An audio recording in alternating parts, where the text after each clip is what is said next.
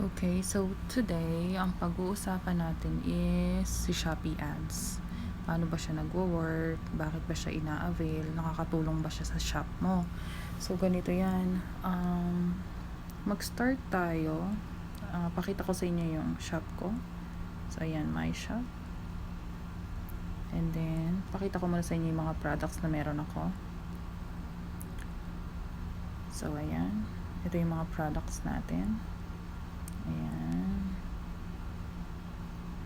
So, ayan sila. Ayan. So, paano ba nag-work si Shopee Ads? So, si Shopee Ads kasi, once na in-avail mo siya, meron siyang dalawang option. Ito siya. Ayan. Ang two options na meron siya is keyword ads at saka si discovery ads. So, ang in-avail ko sa kanya is tong si discovery ads. Bakit? Kasi gusto ko na once na halimbawa, merong mga naghahanap ng perfume, let's say in-enter nila yung pangalan ng perfume. Isa yung mga perfume mo sa una nilang makikita. So, ganun nag-work si discovery ads. Now, pakita ko sa inyo yung sample. Punta tayo dito. Try kong mag-shop. Tapos hanapin ko yung item ko, which is yung pinakita kong si Paris Hilton Rose Rush. So, eto siya. Ayan.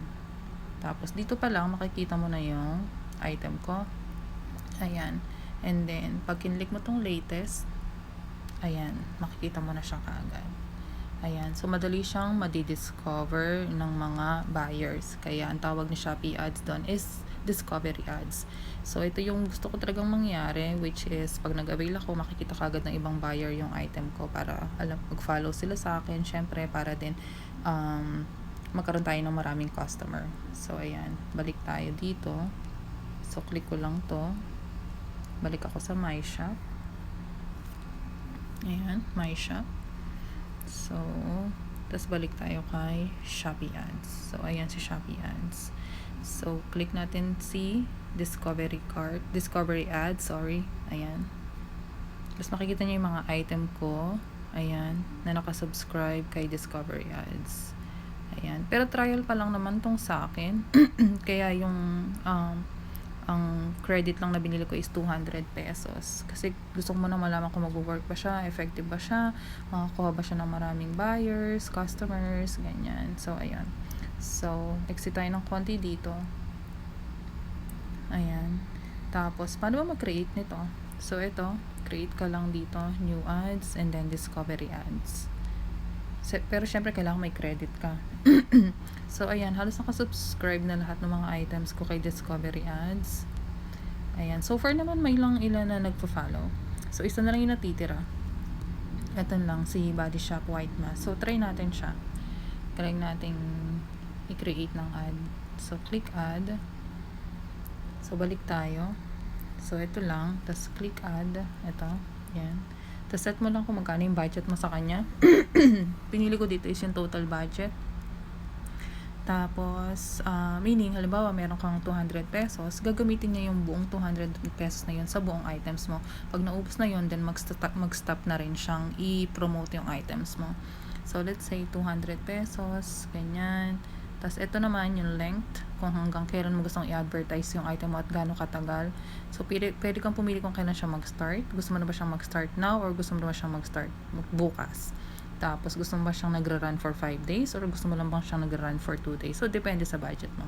Tapos, confirm mo lang pag nakapili ka na ng date. Now, ito naman is kung saan mo siya gustong ma-discover. Saan mo siya, meaning gusto mo siyang makita ng mga customer mo. Gusto mo ba siyang makita sa similar product, sa daily discover homepage, or sa you may also like. Ano ba tong mga to? Saan ba to makikita? So, let's say, sinave ko na to. Saan ba yung similar products? Similar products is, dito siya. Balikan natin. Ayan, punta tayo sa dito, click natin isa sa product natin. Ayan, ang similar products is ayan, dito siya mag-show. Let's say naghahanap sila ng item, yung product mo rin is mag-a-appear din dito. Tapos isa pa is you may also like, halimbawa naka-avail ka or naka-subscribe ka sa discovery ads, lalabas din sa you may also like agad-agad yung item mo. Saan pa? 'Di ba tatlo yung option natin bukod sa similar products that you may also like. Punta ka lang sa home. Pag nakasubscribe ka kay Discovery Ads, lalabas siya dito. Ayan. Nasaan na yan? Si Daily Discover. Yan. Kay Daily Discover. Lalabas ka agad dito yung items mo. Ayan. Pero syempre, mas mahal ang bayad ng mga to, mas nauuna sila.